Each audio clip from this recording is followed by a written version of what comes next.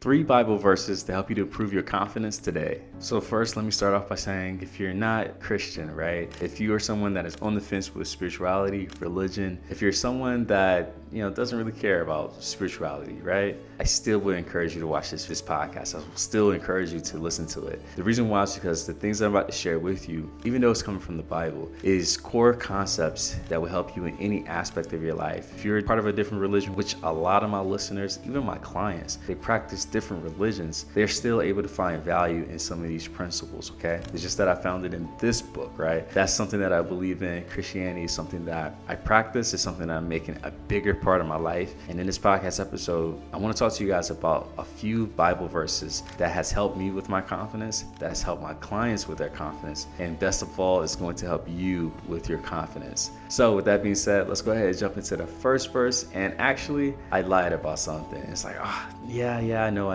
And what I lied about is telling you that there's going to be 3. At the end, I'm actually going to give you a bonus because I came across this scripture after I finished my work, and I was like, hey, this last scripture is just too good to leave out. So I'm going to give you guys 3 scriptures that's going to help you with your confidence, plus a bonus at the end. So make sure you stay for that. And as always, guys, make sure you subscribe to this channel. And here's the thing. A lot of people, they won't subscribe to this channel because, let's face it, they're dabblers. They're not people that take their own life serious. So why would they take this podcast serious? But I know for a fact that that's not going to be you. You're someone that is an action taker. And I know that to be true because you clicked on this video and you've already made it this far through this video. So to go ahead and seal it, conceptualize it, go ahead and hit the subscribe button so that way you can be a part of an amazing community. So with that being said, let's get into point number 1. So this first scripture, it comes from James chapter 1 verse 6, and I'll be reading for the NIV version, okay? So in the scripture it says, but when you ask, you must believe and not doubt, because the one who doubts is like a wave of the sea blown and tossed by the wind.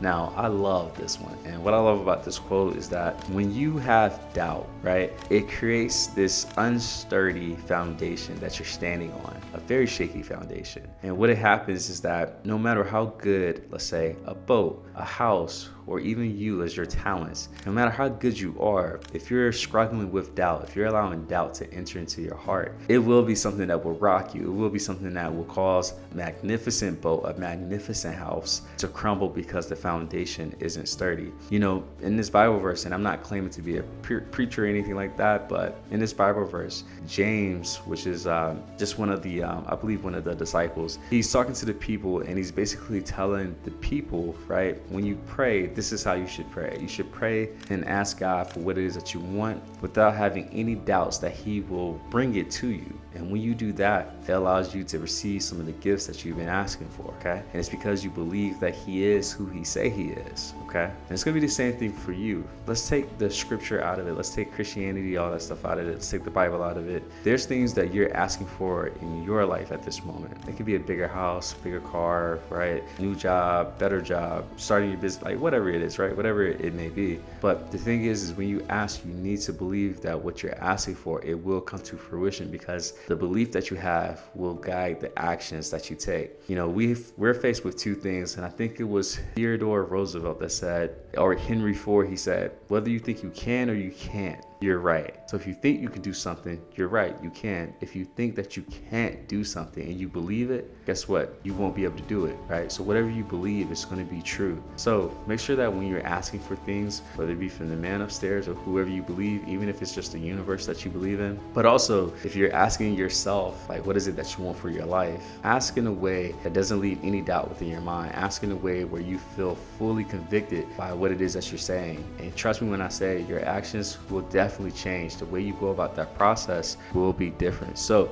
again, James chapter 1 verse 6, but when you ask, you must believe and not doubt, because the one who doubts is like a wave of the sea blown and tossed by the wind. The second verse that I'm going to read comes from Hebrews chapter 11 verse 1. Now faith is confidence in what we hope for and assurance about what we do not see. Now this one is a game changer. I like it, and it's such a great reminder. There's going to be things in your life where, man, honestly, you may not be able to see it. You may be asking for something. You may be trying to, let's say, accomplish something that no one in your family has ever accomplished, or maybe something that no one in your friend group has ever accomplished. And it may cause you to have a little bit of, worry, if you will. It may feel a little cloudy. without it. And this is where having faith comes in. There's another scripture you probably know about it. It's called faith without works is what? It's dead. Having faith allows you to put in work, to take actions when what you're seeing is so blurry. A lot of people, they rely on, man, it's unfortunate, but they rely on the known. And what I mean by that is they rely on the control piece, the certainty.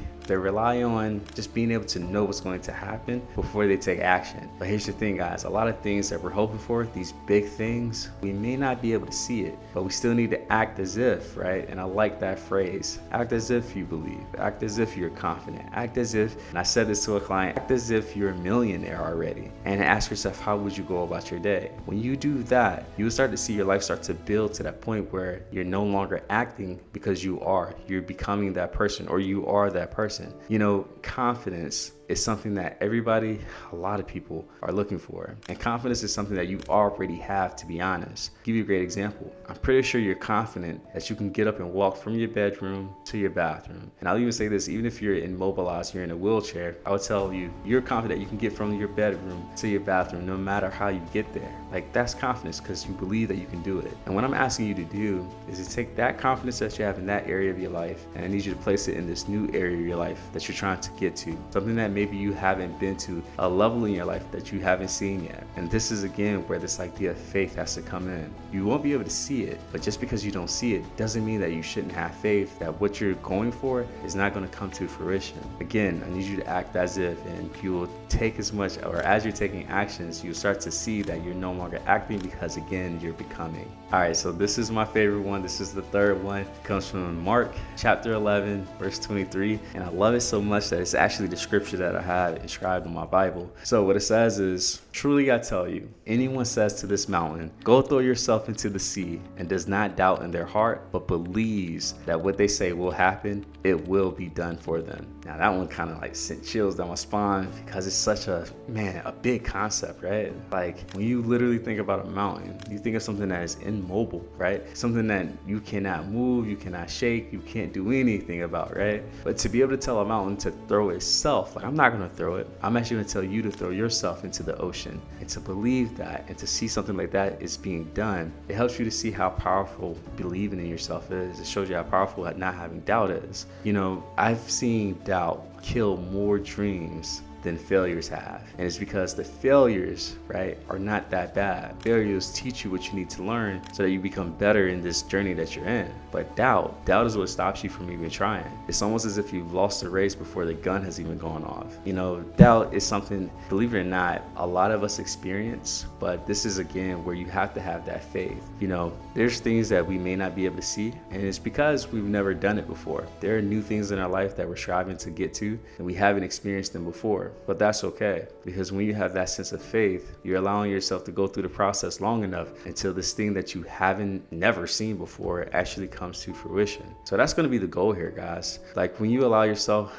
to just believe that what you're doing, what you're working towards, even if you're not having the results right now, but you're allowing yourself to still work as if, you will take action so much further than other people are willing to take, because they're allowing doubt to cloud them. They're allowing doubt to stop them in their tracks. So again, guys, if you tell a mountain to throw itself into the sea and you believe, it will be done for you. Trust it. All right, and so like I said, I had a bonus one for you guys, and I love that you made it this far. This is just a reminder to hit that subscribe button, and it tells me that you really like what you're hearing because you made it this far. Also, feel free to leave a comment. I respond to all my comments, and I'll even tell you, man, if you have a question, drop it in the comments and I'll answer it for you. And that's just free game that I'm willing to give to you. So make sure you subscribe and leave a comment below. So the bonus point that I wanted to give comes from James chapter 1, verses 2 through 4. It says, consider it a pure joy, my brothers and sisters, whenever you face trials of many kinds, because you know that the testing of your faith produces perseverance. Let perseverance finish its work so that you may be mature and complete, not lacking anything. Guys, don't run away from tough times. You know, there's a great quote out there that says tough times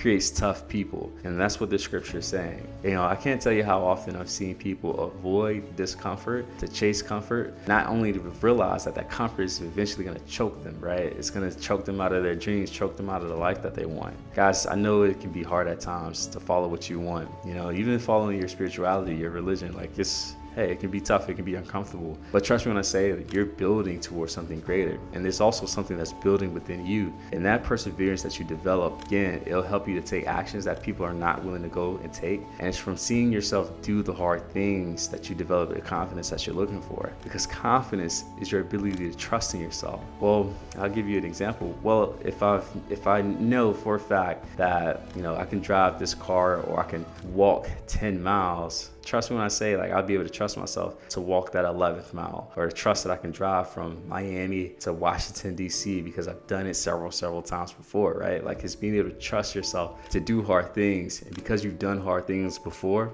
when you're faced with something new, so I can say even something harder, like, you're able to trust that you'll be able to get it done because you have so much proof already. So guys, remember that tough things are not bad. Remember, trusting yourself is the key. Do not allow doubt to stop you from taking action. And if things start to get a little cloudy, it's going to be your faith that helps you to get through that cloud. It's going to be like your lighthouse in the middle of the sea, the middle of the ocean, okay? So to summarize these 4 main points that I made, these 4 scriptures that will help you with your confidence. Verse number 1, or chapter number 1 rather, is James chapter 1, verse 6. But when you ask, you must believe and not doubt, because the one who doubts is like a wave of sea blown and tossed by the wind. Point number 2 is Hebrews chapter 11, verse 1. Now faith is confidence in what we hope for and assurance about what we do not see. Point number 3, so it comes from Mark chapter 11, verse 23. Truly I tell you, if anyone says to this mountain, throw yourself into the sea, and does not doubt in their heart, but believes that what they say will happen, it will be done for them. And then the bonus one that I gave, again, I only gave this because, man, I read it afterwards, and also I knew that you would make it to the end to see it, so I wanted to do something special for you. So this comes from James chapter 1, verse 2 through 4. Consider it a pure joy, my brothers and sisters, whenever you face trials of many kinds, because you know that the testing of your faith produces perseverance. Let perseverance finish its work so that you may be mature and complete, not lacking anything. So this is Coach Wells. Thank you for checking out this episode. Go ahead, hit that subscribe button, and I'll see you later.